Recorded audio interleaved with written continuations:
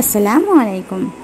আমার চ্যানেলে তোমাদের সবাইকে আরও একবার ওয়েলকাম জানিয়ে আজকের ভিডিওটি শুরু করছি। কাছে এবং দূরেই যে যেখান থেকেই আমার ভিডিওটি দেখছো, আশা করছি আল্লাহ তাআলার অশেষ রহমতে সবাই খুব ভালো আছো। আলহামদুলিল্লাহ, আমরাও অনেক ভালো আছি।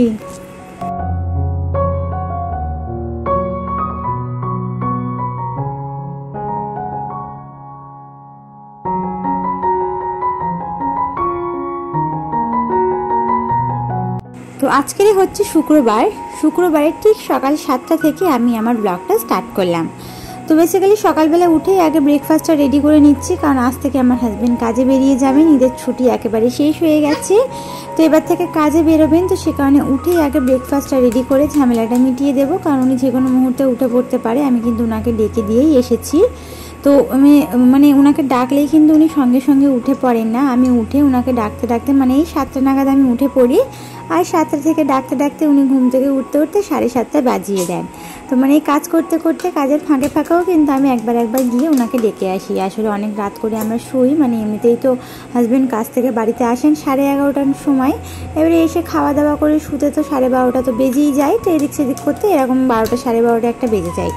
তো সে কারণে আর কি সকালবেলা না উঠতে দেরি হয়ে যায়, উনি উঠতে পারেন না। আমি কিন্তু ঠিক অ্যালার্ম দেওয়া থাকে উঠে পড়ি। আমার একটা মাথার মধ্যে আর কি কাজের একটা প্রেশার থাকে যে আমাকে আমার সংসারের কাজগুলো সময় মতো করতে হবে। তো সেই হিসেবে আমি উঠে পড়ি, আর উঠেই কিন্তু ওনাকে ডেকে দিয়ে উনি 7:30 নাগাদ ওঠেন। আর ওই ওঠার ফাঁকে আমি চেষ্টা করি যতটা সম্ভব আমার কাজ গুছিয়ে ফেলতে। তো উঠেই আমি প্রথমে ব্রেকফাস্ট রেডি করে নিচ্ছি। মাকে দিয়ে রুটি আনাতে দিয়েছিলাম। আমার জায়ের ছেলেকে স্কুলে মা দিয়ে আসতে যান, তো আমার শাশুড়ি মা তো স্কুলে দিয়ে আসতে যান, আসার পথে আর কি রুটি আনতে দিয়েছিলাম। নিয়ে এসেছেন, সাথে চা খাবার একদমই বাড়িতে ছিল না, তো সেগুলো নিয়ে এসেছেন। তো সেগুলোকে সাইডে রেখে রুটিগুলোকে কেটে আমি আগে সেঁকে নিলাম আর চা করে নিলাম। তো আমার তো সকালবেলায় তরি তরকারি করার কোনো ঝামেলা থাকে না, হয় রুটি, লুচি বা পরোটা এই সমস্ত যাই করি না কেন এগুলো কিন্তু চা দিয়েই খাওয়া হয়, বা মাঝে মধ্যে খুব অল্প সুজি রান্না করলাম, এরকম কিছু থাকে।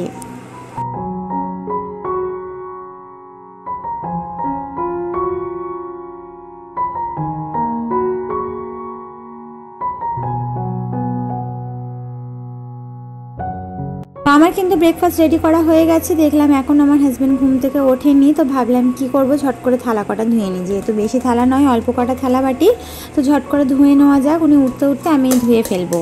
হ্যাঁ, তো সে কারণে এই থালা বাটিগুলো ধুয়ে নিয়ে আমি আবারও ওনাকে ডাকতে যাব। যদি উনি ওঠেন ভালো, না ওঠেন তাহলে সেই ফাঁকে আরও কিছু কাজ আমি গুছিয়ে নেব।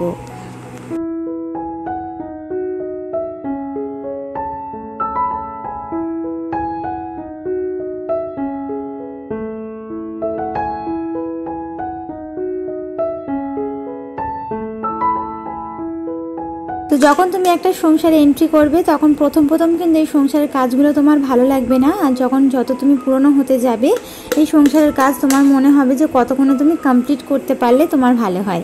তো আমার ক্ষেত্রেও এটা হয়। আমার মনে হয় না এই সংসারের কাজগুলো কতক্ষণে আমি কমপ্লিট করতে পারবো, তবে সেটা তাড়াহুড়ো করে নয়, একেবারে সুন্দরভাবে ভালোভাবে গুছিয়ে, এইটাই আমার মাথার মধ্যে থাকে। তো যাই হোক, থালাবাটিটা ধুয়ে নিলাম। আর হাজব্যান্ড উঠেও গিয়েছিলেন, উনি ফ্রেশ হয়ে গেছেন কাজে যাওয়ার জন্য। উনি ব্রেকফাস্ট করতে বসেও পড়েছেন। তো আমি এখানে চলে এলাম গোসল করতে। তো গোসলটা সেরে তারপর আমি ব্রেকফাস্ট করব। অনেক জামা কাপড় ছিল, তো সেই জামা কাপড়গুলো ধুয়ে একেবারে আমি ভিজে গিয়েছিলাম। তো দেখলাম মেয়ে ওঠেনি, তো আমিও গোসলটা সেরে নিয়েছি। আসলে মেয়ে উঠেছিল, আমি যখন গোসল করছিলাম মেয়ে উঠেছিল, মা বাইরে শুয়েছিল। তো আমার হাজব্যান্ড কী করেছেন, ওকে তুলে মায়ের কাছে দিয়ে দেয়। তো এটাই হয়, আমি কিন্তু কাজ করলে মায়ের কাছে বেশিরভাগ মেয়েকে দিয়ে দিই, কোনো সমস্যা হয় না, ও থাকেও মায়ের কাছে। তো যাই হোক, এখানে আমি গোসলটা সেরে নিয়ে চলে এলাম ব্রেকফাস্টটা রেডি করতে।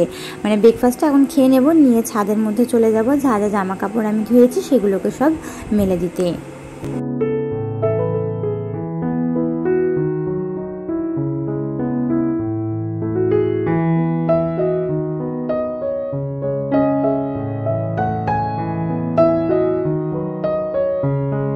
তো সংসারের কাজ প্রত্যেক দিন যে একই টাইমে একই নিয়মভাবে তুমি গুছিয়ে করতে পারবে, সেটা কোনো দিনই সম্ভব নয়। সেটা একমাত্র সম্ভব তাদের ক্ষেত্রে যাদের ছোট বাচ্চা নেই।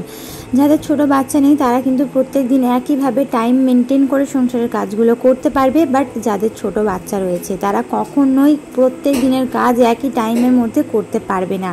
এটা আমি 100%-এর মধ্যে 90% গ্যারেন্টি দিচ্ছি। এই কারণেই কথাটা বললাম যে আমাদের বাচ্চারা কোন দিন হয়তো তাড়াতাড়ি উঠে পড়ে, কোন দিন হয়তো দেরি করে ওঠে, কোন দিন আবার দেখা যায় কি অনেক বেশি জ্বালাতন করছে, দুষ্টুমি করছে, কোন দিন কিছুই করছে না। তো এইভাবে কিন্তু এক এক দিন এক একভাবে ওদের মন মেজাজ থাকে, কখনো খিটখিটে মেজাজ থাকে, কখনো ভালো মেজাজ থাকে। তো ওদের মন মেজাজ বা ওদের খিটখিটানি অনুযায়ী কিন্তু আমাদের সংসারের কাজগুলো করতে হয়। আর বাচ্চাকে কাঁদিয়ে তো কোনো কাজ করা যাবে না। তো সেই হিসেবে কিন্তু আমাদের মায়েদেরকে বাচ্চাদেরকে নিয়েই সংসারের কাজগুলো করে নিতে হবে।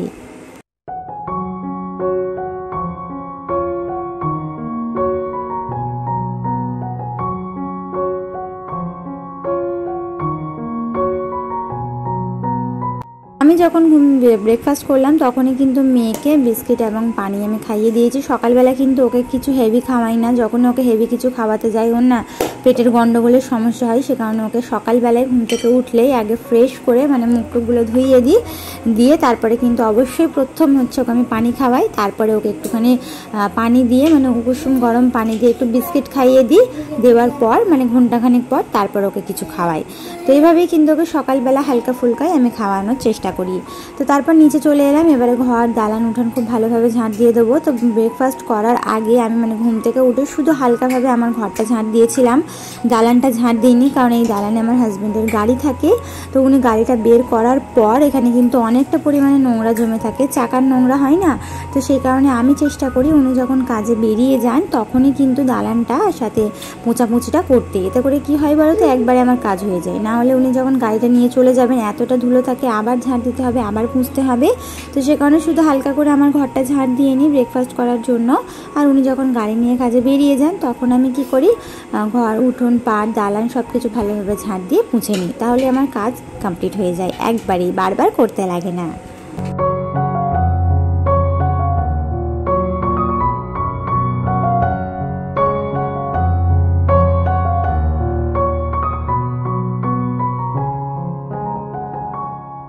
যেই দিদি বোনেরা আমার চ্যানেলের মধ্যে নতুন এসেছো, আমাকে প্রথমবার দেখছো, আমার ভিডিও দেখতে তোমাদের যদি একটুও ভালো লেগে থাকে তাহলে অনুরোধ করব আমার চ্যানেলটিকে সাবস্ক্রাইব করে অবশ্যই বেল আইকনটা প্রেস করে দেবে।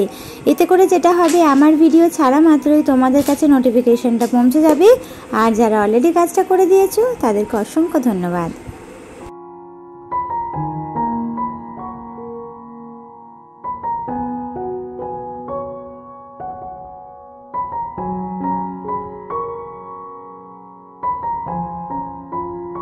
তো ঘর দালান উঠান পাট ঝাঁট দিয়ে পোঁচাপুচিটা কমপ্লিট করে চলে এলাম চুলাটা ল্যাপা দিতে। তো চুলাটা ল্যাপা দেওয়ার পর এই যে খুচরোগুলো দেখতে পাচ্ছ কিছু ঢুকিয়ে দেবো, দিলে কিন্তু আর চুলার মধ্যে আমাকে হাত দিতে হবে না, জাস্ট একটা কাঠি নিয়ে উনানে ফেলে দেবো, ব্যাস আমার চুলা জ্বলে যাবে।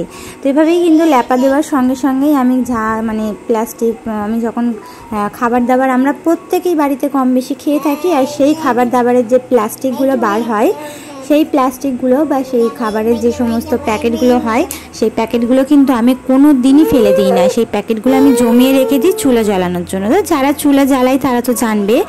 আর রোজার মাসে মানে রোজার মাস থেকে বা তার কয়েকদিন আগে থেকে আমি যখন চুলা জ্বালছিলাম না, এত পরিমাণে প্লাস্টিক আর এত খাবারের মানে কি বলবো প্যাকেট জমে গেছিলো, মানে এক বস্তার বেশি হয়ে গেছিলো। তো এই ইদানিং কদিন আবার জ্বালাচ্ছি, আবার শেষ হয়ে গেছে। তো এইভাবে কিন্তু হতে থাকে, প্রত্যেকদিন খাবারের প্লাস্টিক হয় সেগুলোকে পুড়িয়েই শেষ করে দিই।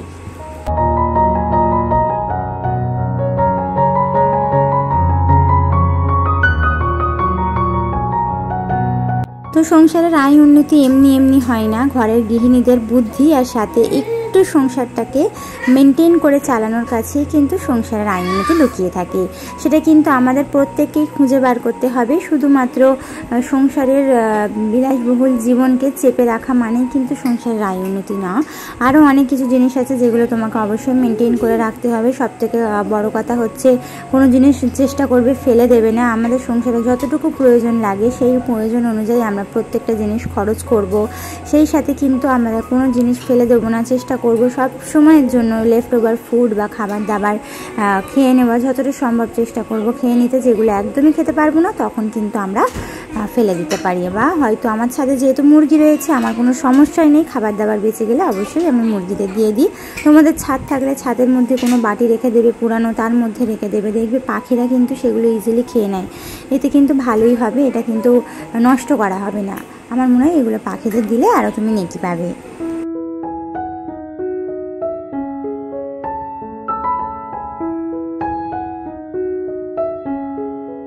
তো আমার কিন্তু ফুফু শাশুড়ি এসেছিলেন হঠাৎ করেই, মানে এমনি ঘুরতে, তো ওনাকে আর যেতে দিইনি, থেকে যেতে বলেছিলাম।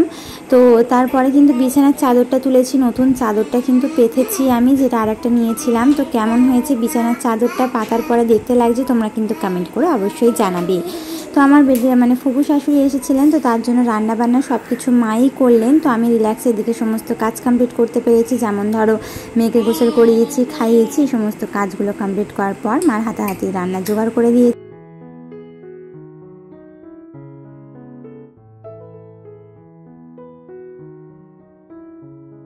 রান্নাবান্নাতে বেশি কিছু করা হয়নি, কারণ আমার ফুফু শাশুড়ি বেশি কিছু একদমই খান না। তো উনি মুরগির মাংস খান না, তো গরুর মাংস দিয়ে আলু দিয়ে রান্না হয়েছিল, একটুখানি টক ডাল হয়েছিল, মুসুরির ডাল, সেই সাথে কিন্তু মানে করলা দিয়ে মাছের মাথা হয়েছিল, মাছ ভাজা ছিল, তো শসা ছিল, এগুলো দিয়ে কিন্তু দুপুরের খাবার দাবার কমপ্লিট করলাম।